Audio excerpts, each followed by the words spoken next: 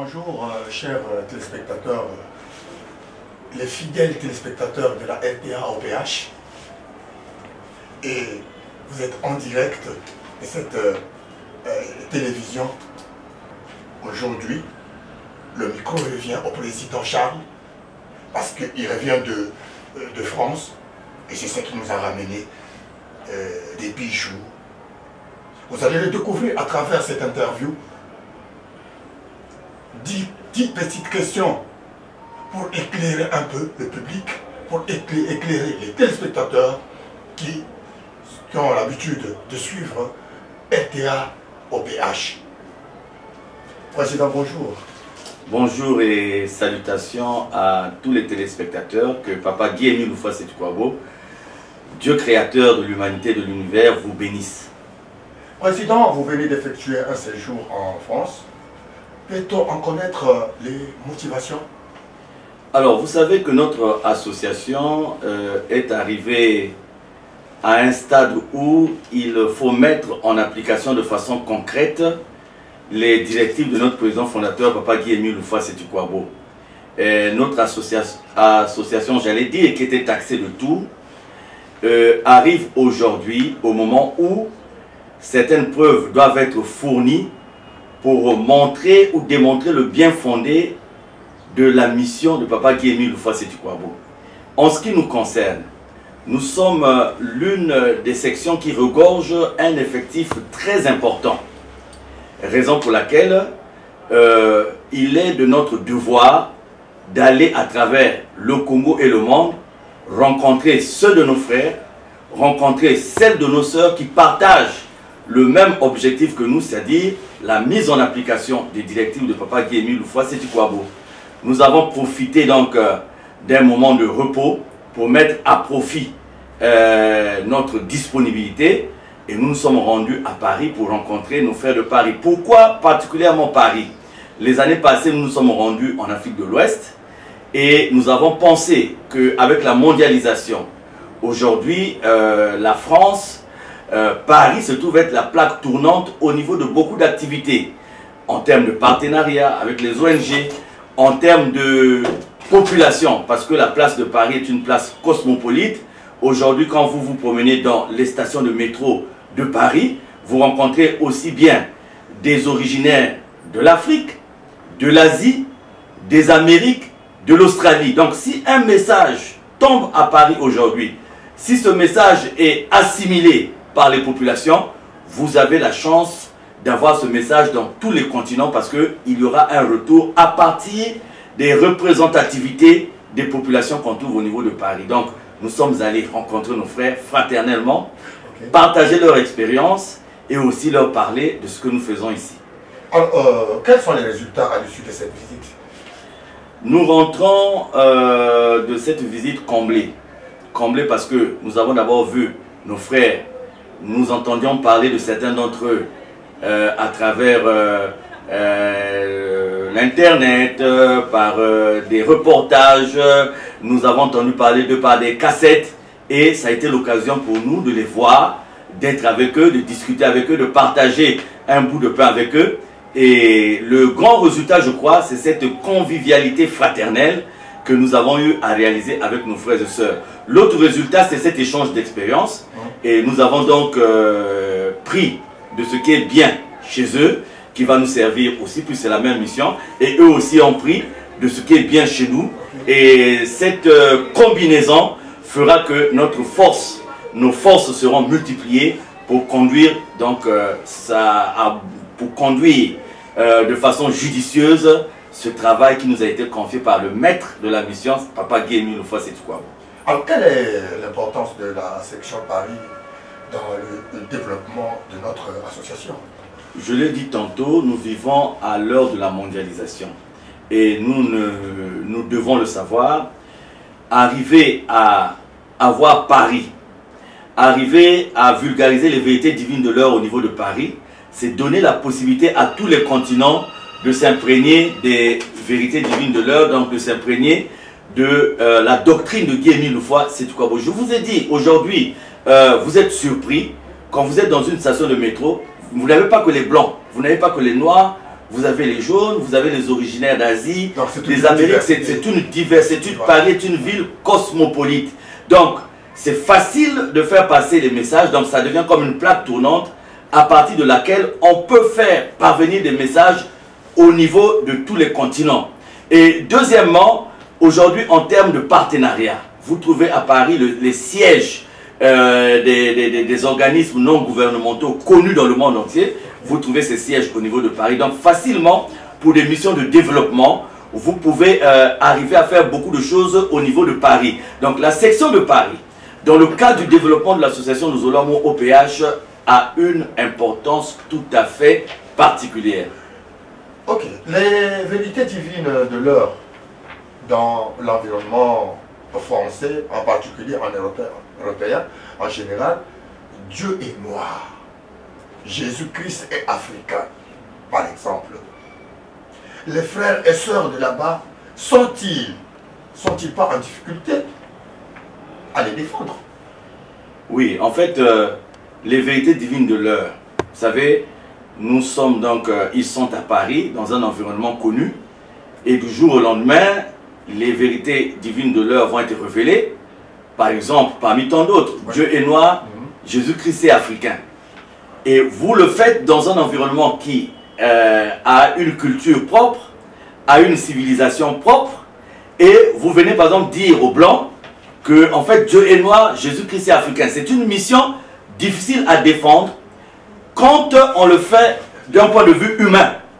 Mais comme il s'agit des vérités de Dieu, quand on demande à Dieu son assistance, quand on est convaincu de l'inspiration de Dieu, c'est des choses qui sont faciles à expliquer. Tenez, je vais vous dire tout à l'heure, et c'est une information aussi pour les téléspectateurs qui nous suivent, les vérités de Guy-Émile Louffa-Setukwabo se vérifient. Nous avons ramené un certain nombre de témoignages de la part des frères et sœurs qui sont à Paris. Oui. Des témoignages qui ne concernent pas seulement les frères et sœurs originaires du Congo-Brazzaville, mais ce sont des témoignages vécus par des Français. Je dirais des Français de souche, c'est-à-dire des Blancs qui sont nés en France. C'est-à-dire que la peau blanche. La peau, voilà, de peau blanche, il faut le dire ainsi, qui ont été au contact des frères et sœurs et sont arrivés à vivre Guy-Émile Louffa-Setukwabo dans toute leur plénitude.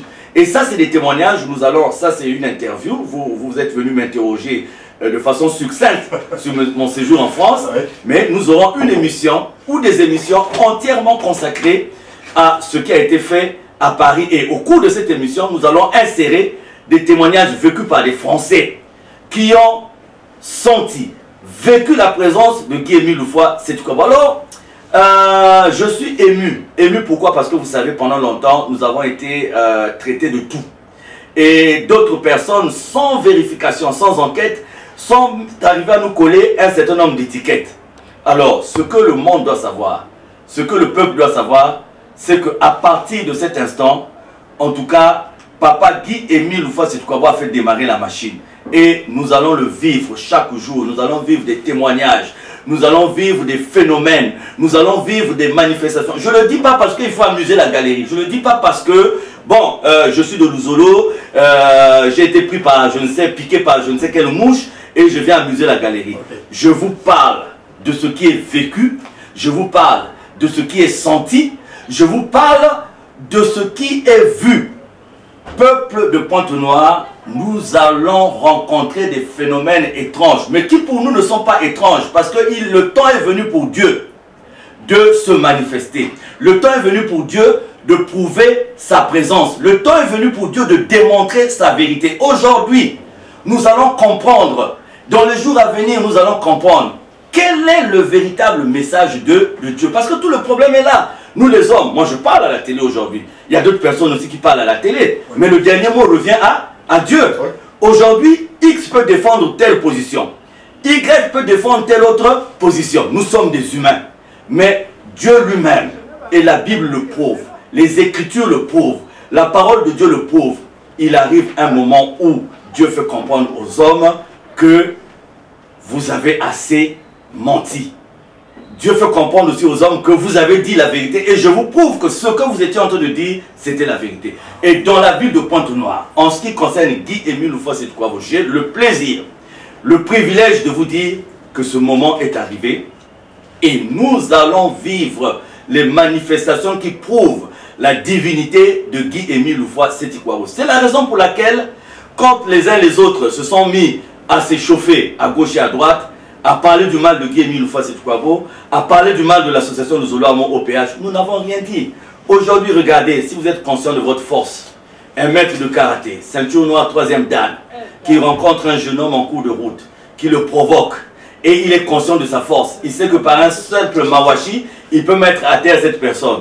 Eh bien, cette personne, je crois, ce maître de karaté, au lieu d'être motivé par la passion, au lieu d'être motivé par le délire, au lieu d'être motivé par la colère, sera motivé par la sagesse, parce que cette personne est consciente de sa force, cette personne est consciente de sa position. C'est fort de ça que nous nous sommes tus pendant un certain nombre de temps, et aujourd'hui le moment est venu de laisser Dieu lui-même faire, de laisser Dieu lui-même agir, de laisser Dieu lui-même intervenir, et c'est ce que nous allons vivre. Ça a commencé, si vous suivez, c'est parce que, bon, vous savez, toute vérité n'est pas toujours bien acceptée par les uns et les autres par rapport aux intérêts qu'on peut avoir. Mais si nous sommes attentifs, ça a commencé. Il n'y a pas un seul quartier de Pointe-Noire où on n'a pas retrouvé quelqu'un qui a rencontré Guy-Émile Loufoua-Seti-Kouabo, où on n'a pas retrouvé quelqu'un qui a vécu un témoignage sur Guy-Émile Loufoua-Seti-Kouabo. Président, nous allons continuer notre interview. Comment avez-vous retrouvé les sections de Pointe-Noire et du Kouilou à votre retour? Voilà, donc nous sommes rentrés le lundi 19 dernier, et nous avons retrouvé les sections de Pointe-Noire et du Kouilou en grande ébullition. Grande ébullition, pourquoi? Parce qu'il y a un événement très important qui pointe à l'horizon. C'est la commémoration du 22e anniversaire de la venue de la lumière au Congo-Brazzaville. Donc nous avons retrouvé tous les responsables, nous avons retrouvé tous les frères, nous avons retrouvé toutes les sœurs dans la dynamique des préparatifs de ce grand événement qui aura lieu. Donc il y a un certain nombre d'événements, hein, on parle de grands événements, mais entre guillemets il y a un certain nombre de petits événements à rassembler qui vont constituer donc la commémoration de ce 22e anniversaire. Il y a une tribune qui aura lieu vendredi sur la DRTV et sur la RTOPH. Il y a un carnaval qui aura lieu le samedi dans l'après-midi. Il y aura une soirée culturelle le samedi dans la soirée, et le coup sera donné le dimanche à l'Institut technique Thomas Sankara, où il y aura donc la grande prédication publique à laquelle sont confiées toutes les populations. Vous savez, au niveau président, au niveau des bazars, ça oui, se passe comment? non, c'est-à-dire que cette commémoration est générale, c'est-à-dire qu'elle est célébrée dans toutes les sections du Congo et du monde entier. Et en ce qui concerne les sections de Pointe-Noire et du Kouilou, nous avons demandé à Dieu de donner une touche particulière à la commémoration du 22e anniversaire, dans ce sens que nous allons essayer d'extérioriser le message, c'est-à-dire d'utiliser tous les canaux possibles pour extérioriser le message. Mais sinon que à Paris, par exemple, c'est le dimanche dernier qu'ils ont eu à célébrer cette fête. Donc, je retrouve la section en bon état, et je retrouve les frères et sœurs dynamiques. Dynamique, pourquoi je vais vous le dire? En fait, si vous voyez les gens, responsables ou pas, position sociale ou pas, se donner à fond pour essayer de défendre les idéaux de Guy-Émile Loufoua-Seti-Kouabo, il faut quand même se poser la question de savoir pourquoi des gens d'horizons différents, des régions différentes, des pays différents, de positions sociales différentes, comment tous ces gens, tout d'un coup, peuvent se rassembler pour défendre une seule personne? Parce qu'aujourd'hui, on peut nous traiter de soulard, on peut nous traiter de corrompus, on peut nous traiter de tout. Mais regardez quand même, venez à Luzolo, venez quand même voir les frères et sœurs qui constituent Luzolo aujourd'hui. Vous allez retrouver tout le monde à l'intérieur. Vous allez retrouver toutes les ethnies, toutes les tribus. Vous allez retrouver toutes les aspirations. Vous allez retrouver en termes de, puisque nous voulons toujours raisonner, j'ai trouvé quelque part dans une église, on est en train de dire, voilà, Dieu est le Dieu de la prospérité. Voilà. Donc, quand on prie Dieu, on ne peut pas être pauvre. Quand on prie Dieu, on ne peut pas être ceci. Mais écoutez, attention, le temps est venu de cesser de faire de Dieu un fonds de commerce.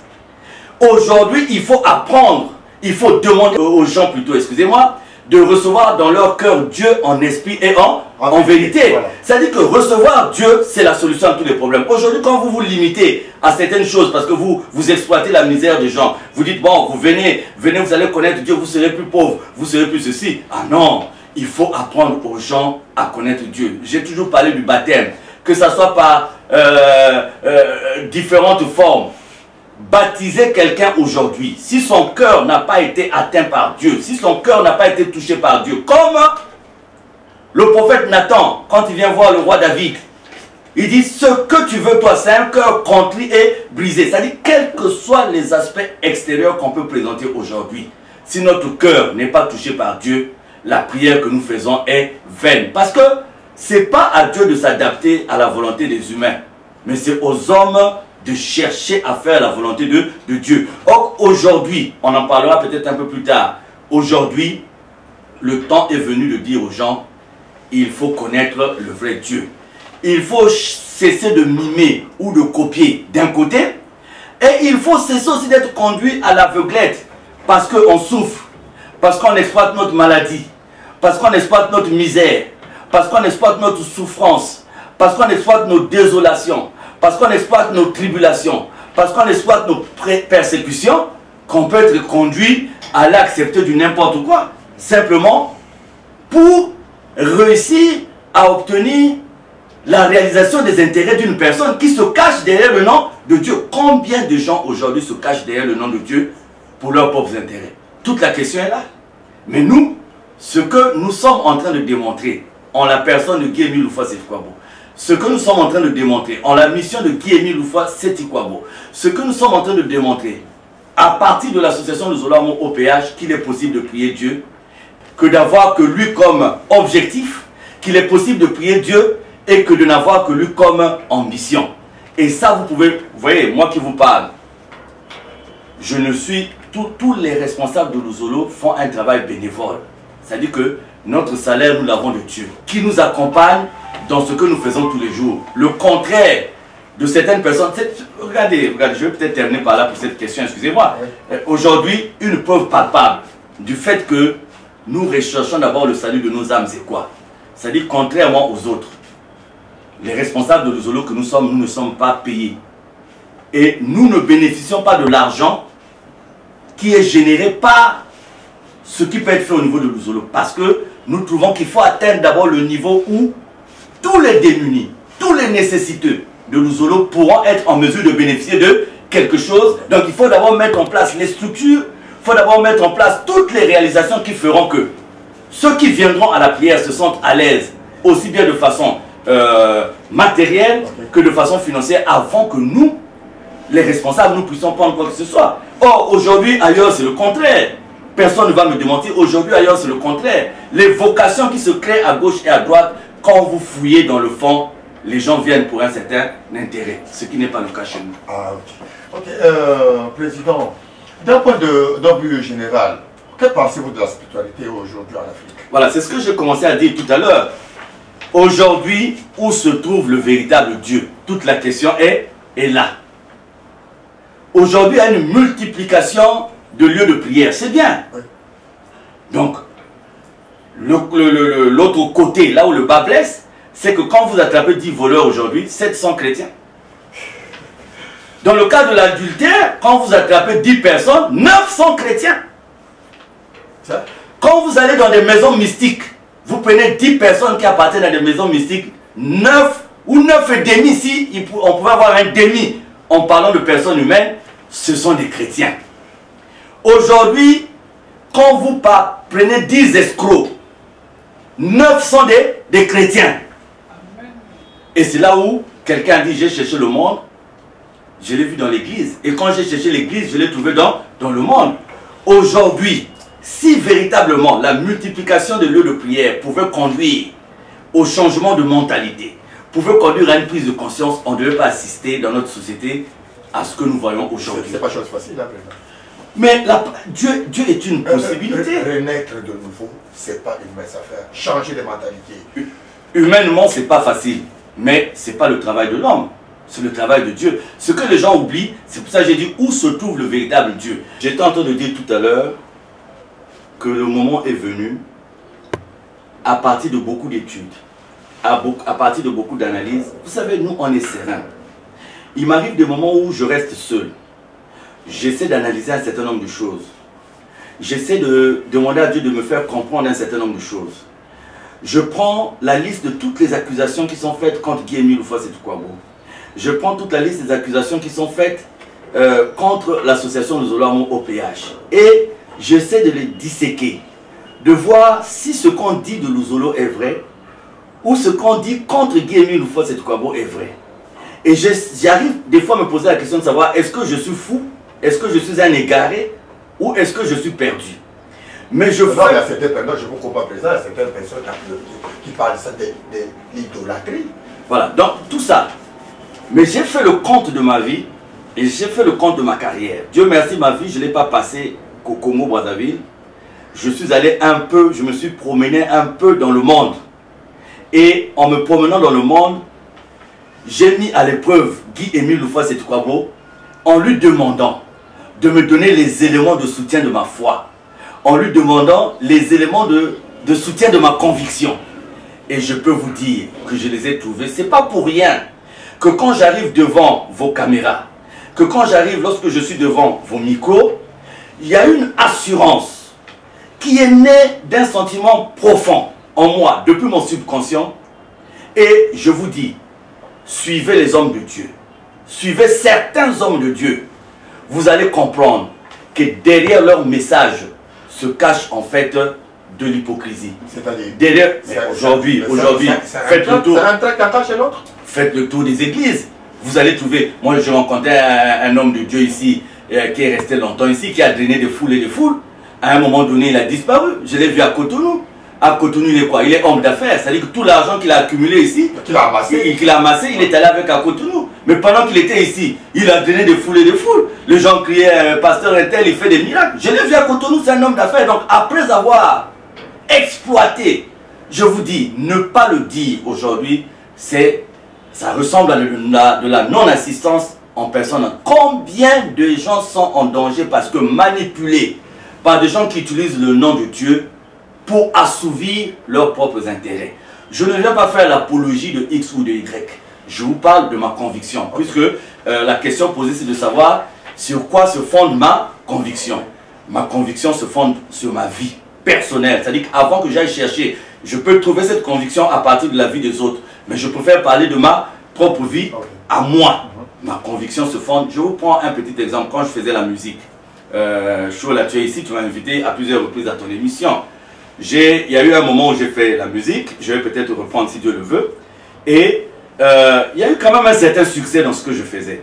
Et il y a eu un grand musicien, qui est venu du Congo, Kinshasa, qui est arrivé sur place. Je l'ai rencontré à Palm Beach, à l'hôtel Palm Beach. Il m'a dit, donne-moi le secret. Tu es où? Parce qu'en peu de temps, atteindre ce succès, c'est que je lui ai dit non, je prie. Il dit non, non, non. Il n'a pas cru? Il n'a pas cru parce que dans ce milieu-là, il est difficile de croire. C'est-à-dire que le temps que j'ai passé au niveau dans le domaine de la musique m'a permis de comprendre aussi un certain nombre de choses. Vous savez, mes bien-aimés, n'enviez pas les gens que vous voyez peut-être riches. N'enviez pas les gens que vous voyez peut-être rouler, carrosse, vivre. Vous ne connaissez pas la vie qu'ils mènent. Il y en a qui mènent une vie, il y en a qui mènent une vie honnête. Mais aujourd'hui, les complexes, l'envie ont poussé beaucoup d'entre nous à aller embrasser des voies qui ne sont pas bonnes. Vous regardez quelqu'un, vous ne savez pas qu'il lui arrive des moments où il doit aller en mer, dans la mer, dans des profondeurs de la mer, rencontrer des esprits. Il y a des gens qui ont des chambres noires chez eux, la femme ne peut pas y accéder, les enfants ne peuvent pas y accéder. Ils ont une apparence de bien, ils ont une apparence de richesse, ils ont une apparence peut-être que nous, de l'extérieur, nous ne pouvons pas comprendre, mais vous ne savez pas comment ils font pour arriver là. Mais bien aimé, je vous dis, quand vous avez Dieu, et quand vous l'avez avec vous, vous êtes convaincu que Dieu est avec vous, eh bien, le sens du bonheur devient différent du bonheur que nous donnons à ceux qui ont le matériel. Parce que ce bonheur-là, il n'y a que Dieu qui peut le procurer. Et ce bonheur-là, il nous met à l'abri des maladies, il nous met à l'abri du besoin, parce qu'aujourd'hui, plus tu accumules, si tu n'as pas Dieu, plus tu te crées des besoins. Un exemple simple, chaud là. Aujourd'hui, si tu achètes un portable, tu as l'obligation de payer le crédit. Oui. Donc, en achetant un portable, tu t'ajoutes un besoin. Voilà, et aujourd'hui, combien sommes-nous à aller avec empressement vers le matériel? Combien de couples ne se disloquent pas aujourd'hui parce que le mari n'a pas pris tel fauteuil, le mari n'a pas fait ceci? Les gens ont oublié ce moment-là où il faut rester en soi, chercher de vivre soi-même en demandant l'apport de Dieu. Et Dieu, je vous dis, ne vous laissez pas tromper, mes bien-aimés, la richesse dont on parle dans la spiritualité, ce n'est pas seulement l'argent. C'est vrai, Dieu est riche, celui qui donne l'argent. Mais je vais vous dire, la véritable richesse, c'est avoir ce contentement permanent, ce bonheur qu'on en soit, qu'on peut être dans la difficulté, qu'on peut être dans la maladie, mais on sait qu'on est avec Dieu, on se dit, c'est des moments passagers, c'est des temps qui vont passer. Le bonheur d'être avec Dieu, c'est de savoir que si tout le monde vous oublie, tous vos amis partent parce que vous aviez des moyens, vous n'en avez plus, parce que vous étiez en bonne santé, vous n'êtes plus en bonne santé, et tous ceux qui étaient avec vous vous abandonnent, tous ceux qui étaient avec vous vous fuient. Le véritable bonheur, c'est de savoir que même si ce moment arrive, votre Dieu est avec vous. Et il vous fait passer un temps avec un lendemain qui fera que vous obtiendrez de lui. Combien de gens ont été abandonnés? Combien de gens ont été lâchés par des proches? Et autour d'un miracle, Dieu leur fait revivre. Enfin, Dieu leur donne une vie beaucoup plus intéressante que la vie qu'ils avaient avant. Et souvent, vous voyez les gens avec honte qui semblent revenir vers vous. Ils vous avaient fui, ils vous avaient abandonné, ils se mettent à revenir vers vous. Cette vie, vous ne l'aurez pas des gens. Mais en avançant des raisons échappatoires. Voilà, toujours. Je disais que cette vie, vous ne l'aurez pas des gens. Vous ne l'aurez que de Dieu. Mais encore, faut-il découvrir le vrai Dieu. Et je crois que dimanche, à partir de la tribune de vendredi, avec nos éminents prédicateurs et invités, avec dimanche, ce que nos prédicateurs vont développer à l'Institut technique Thomas Sankara, eh bien nous allons vous dire, nous allons vous aider à découvrir le vrai Dieu. Nous allons vous aider à découvrir le Dieu qui existe depuis toujours, mais dont on a cherché à cacher la nature, dont on a cherché à cacher le visage, dont on a cherché à cacher, excusez-moi, je suis en train de me perdre, il y a un jeu entre ma langue et mes dents qui font qu'à un certain moment, mes mots ne sortent pas comme ils devaient sortir, mais Dieu m'aide à les sortir, je les sors et je vous dis que donc en venant à l'Institut technique Thomas Sankara le dimanche, vous aurez des réponses à beaucoup de questions et vous allez découvrir le vrai Dieu, Guy-Émile Loufoy Sétikwabo. Avez-vous une idée de l'avenir? L'avenir, écoutez, je me suis promené en France et j'ai découvert que Guy-Émile Loufoy Sétikwabo a raison sur toute la ligne quand il parle des vérités divines de l'heure. Je vous ai rassemblé une bibliographie ici.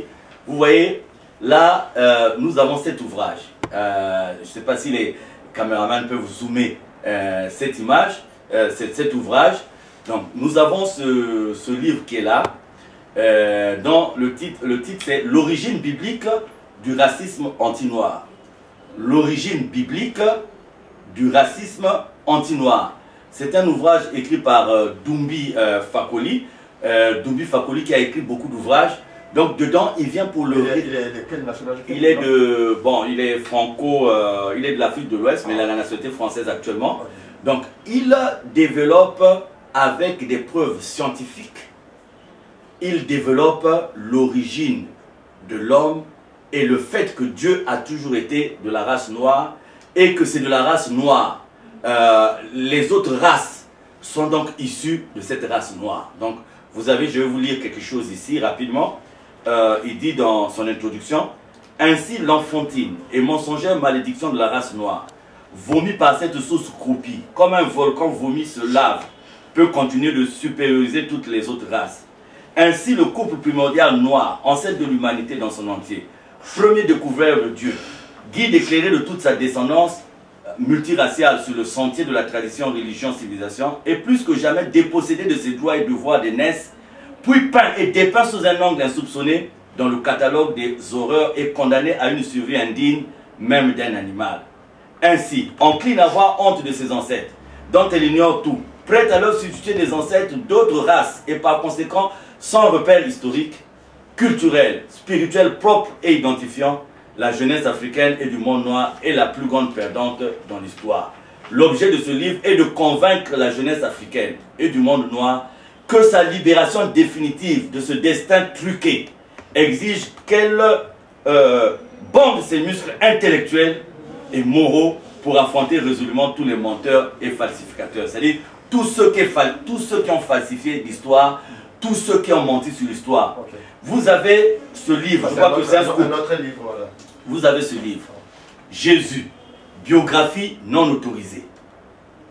Biographie non autorisée. C'est un livre écrit par plusieurs chercheurs, des éminents. Il y a 13 chercheurs, leurs noms sont là, on vous en parlera le moment venu, qui ont écrit ce livre. Et il y a une partie de la vie de Jésus qui n'a pas été mentionnée dans la Bible. Et on se rend compte même qu'à un moment donné, ce qu'avait dit Guy-Émile Houphouët-Boigny depuis toujours, que la véritable Bible a été dépossédée de ce qui était aussi utile par les hommes, parce que les hommes trouvaient de noms sacrés le fait de relater certains aspects de la vie de Jésus qui le ramenaient à l'humain. C'est-à-dire que dans la Bible, on se retrouve avec des aspects de la vie de Jésus qui sont juste au niveau spirituel, alors que Jésus a vécu, bien que Dieu, il a vécu en tant qu'homme. Mais vous allez retrouver dans ce livre, on parle de Jésus en tant que fils de Joseph, charpentier. Dans aucun passage de la Bible, on fait état de ce que Jésus faisait en tant qu'aide de Joseph. Et ici, quand vous voyez dans cet ouvrage, Point de tabou, toutes les questions, même celles qui fâchent, sont abordées de manière factuelle et documentaire. De l'immaculée conception au pouvoir de guérisseur du prophète, de ses premières années turbulentes à sa mystérieuse disparition entre l'âge de 12 et 30 ans, de ses liens familiaux à ses relations aux femmes, donc à ses relations aux femmes, les liens familiaux. On ouvre la page des liens familiaux de Jésus, on ouvre la page des relations de Jésus avec les femmes. Quand on en parle, sacrilège, ça crie de partout. Mais bien que homme, Jésus était Dieu. Et bien que Dieu, Jésus était homme. Parce qu'il fallait venir vivre cette vie. Mais vous allez vous rendre compte que dans la Bible, on a voulu écarter toutes ces données. Et aujourd'hui, quand on veut parler de Guy-Émile Houphouët-Boigny en tant que Dieu, on s'entend dire, mais comment un Dieu peut-il avoir des femmes? Comment un Dieu peut-il avoir les enfants? Ici, il y a des preuves qui ont été apportées. Dans cet ouvrage, les preuves ont été apportées sur la vie familiale de Jésus. Et là où les auteurs vont même se dire qu'aux noces de Cana, en fait, l'empressement qu'avait Jésus à s'occuper d'un certain nombre de détails, dont le plus important fut la transformation de l'eau en vin. Cet empressement ne pouvait pas venir d'un invité. Ça ne pouvait venir que du principal concerné. Et ça part de là pour nous démontrer que Jésus avait eu certaines relations avec certaines personnes, mais en écrivant la Bible, les gens ont pensé que le dire, c'était comme revenir à désacraliser la divinité de Jésus. Mais c'est être en contradiction avec la parole de Dieu, puisque Dieu est venu vivre parmi les hommes pour mener la vie que les hommes menaient. Que dire du fait qu'à l'époque, avant d'enseigner, il fallait justifier d'une vie saine, d'une vie propre, et dont l'un des points importants était le mariage. Il fallait être marié. On n'acceptait pas dans un certain état, on n'acceptait pas de se présenter dans l'enseignement avec un état qui n'était pas digne de refléter la loi à cette époque. Donc, ce livre-là, et nous allons avoir le temps de le décortiquer, vous allez découvrir que dans ce livre, on nous parle même de certains écrits qui ont été découverts, mais qui n'ont pas été reportés dans la Bible. L'évangile, il y a eu l'évangile de Pierre, il y a eu l'évangile de Thomas. Et il n'y a pas longtemps, avec les manuscrits qui venaient d'être découverts dans les grottes de Qumran, il n'y a pas longtemps qu'on a découvert qu'il y avait aussi l'évangile de Judas. Il y a un certain nombre d'écrits qu'on a simplement écartés de la Bible par la volonté des hommes parce qu'il fallait éviter de refléter ou d'étaler un certain nombre d'aspects de la vie de Jésus. Et je vais continuer, je vais vous dire, je me suis documenté. J'ai passé mon temps à la FNAC un peu partout pour rechercher des études, des analyses, des documents qui viennent prouver les vérités divines de l'œuvre, révélées par leur propriétaire, Guy-Émile Houphouët-Boigny. Je suis tombé sur les derniers secrets du Vatican. Dans cet ouvrage, on vous parle par exemple du secret des Fatima, c'est-à-dire ceux-là qui avaient vu la Vierge Marie. Quel est le secret que la Vierge Marie avait donné à ses enfants. Oh, mes bien-aimés, écoutez, c'est pas la peine d'épiloguer, c'est pas la peine de rentrer dans des débats que les gens ne maîtrisent pas. Il y a une étude riche ici avec preuve à l'appui pour nous démontrer la véracité des vérités divines de l'heure à partir de l'origine noire. Le Vatican indiscret, ça c'est écrit par Caroline Pigozzi. Pigozzi, je le dis un peu avec un accent italien parce que c'est une italienne. Le Vatican indiscret. Dedans ici, vous trouvez aussi beaucoup d'interrogations qui ont été faites au niveau des conciles. Les conciles, ce sont ces grandes retrouvailles au niveau de l'Église catholique où ont été décidées la marche de l'Église, un certain nombre de choses qui déterminent le fonctionnement de l'Église. Et vous allez retrouver comment, à un moment donné, les hommes se sont fait des compromis pour essayer de présenter telle chose au lieu de présenter telle autre chose. Vous avez Jésus et Mahomet, où on essaie à partir de Agar, la servante qui fait un enfant, Ismaël, duquel partira la lignée de ce que nous connaissons aujourd'hui en termes d'islam et de musulmans. Et vous avez l'histoire des religions. C'est-à-dire que tous ces ouvrages m'ont permis de faire un condensé, de faire une analyse, et la conclusion de cette analyse est que Guy-Émile Loufoua-Setoukouabo est la vérité. Et à l'époque, nous n'avions pas ce foisonnement d'analyse et d'études. Il a fallu attendre que lui-même, le maître des vérités divines de l'heure, Guy-Émile Loufoua-Setoukouabo, révèle. Et dès qu'il a révélé, vous voyez, tous ces livres sont récents. Tous ces livres sont récents. Celui-ci est de 2013. Celui-ci est de 2013. Pourquoi il n'avait pas été écrit avant? Parce que le maître des vérités divines de l'heure n'avait pas encore donné le top. Et tous ces autres livres sont récents. Vous voyez, celui-là, le dépôt légal, est 2013 également. 2014. Dépôt légal 2014. Ici, vous avez dépôt légal également 2014. Ce sont des ouvrages récents. Aujourd'hui, dans le monde, des voix s'élèvent de partout pour reconsidérer ce qui a été dit jusqu'à présent en termes de spiritualité. Aujourd'hui, des voix s'élèvent partout dans le monde pour reconsidérer la place de l'Afrique, pour reconsidérer la place de l'être noir. Ce n'est pas que nous évoluons vers un racisme, mais simplement, il faut rétablir une vérité qui a été longtemps cachée. Et la vérité ce jour, c'est Guy-Émile Loufoua-Setoukouabo. Mais je ne vais peut-être pas m'étendre, puisqu'il y a une occasion unique qui nous est donnée, c'est la commémoration du 22e anniversaire de la fête du 20 mai, l'avenue de la Lumière. Et donc nous aurons, à partir de la tribune, ce vendredi, soit à partir de la tribune, nous aurons ces vérités. Dimanche, à l'Institut technique Thomas Sankara, de 8h à 17h, nous aurons le grand développement, la grande prédication publique.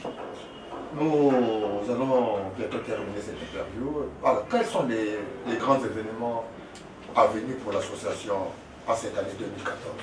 Voilà, donc en cette année 2014, nous avons dans une dizaine de jours une grande rencontre. Dimanche, nous sommes à l'Institut technique Thomas Sankara.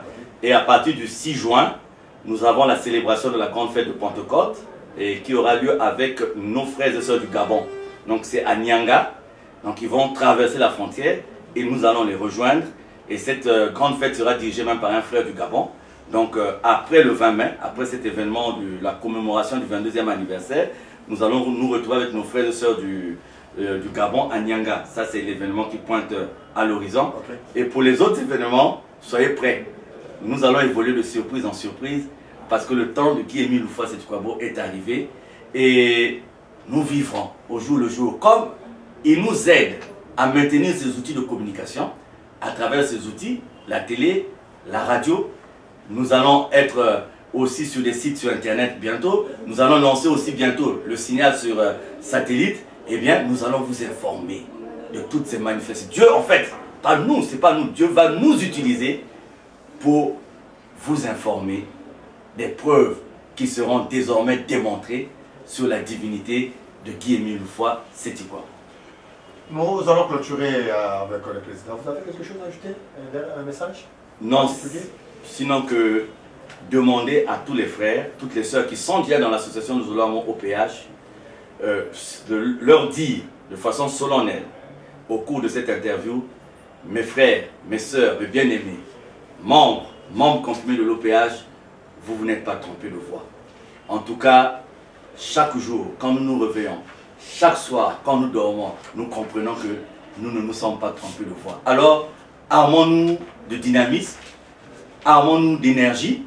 Et je demande à Papa Guémy Loufa Setukwabo de sillonner dans vos maisons, de sillonner dans vos lieux de travail, de sillonner partout où vous êtes pour vous donner cette force et les moyens de continuer à accomplir sa mission. Parce que ce qui nous reste aujourd'hui, c'est glorifier Guémy Loufa Setukwabo, c'est louer Guémy Loufa Setukwabo, c'est d'être avec lui, la voir 24 heures sur 24. Rien d'autre sur cette terre ne peut nous donner le bonheur que peut nous donner Guy-Émile Loufa Setukwabo. Ce n'est pas une publicité, vous le savez, vous le vivez dans vos cœurs. C'est-à-dire que quand bien même on va vous indexer, mais vous savez dans vos cœurs que vous avez choisi la bonne voie. Alors, maintenons cette voie. Merci Mabélé, merci Albish, merci à toute l'équipe qui m'a accompagné pour que je puisse réaliser cette interview à bon port. Mais soyez scotchés sur la 471.25 LTNA OPH. Ciao.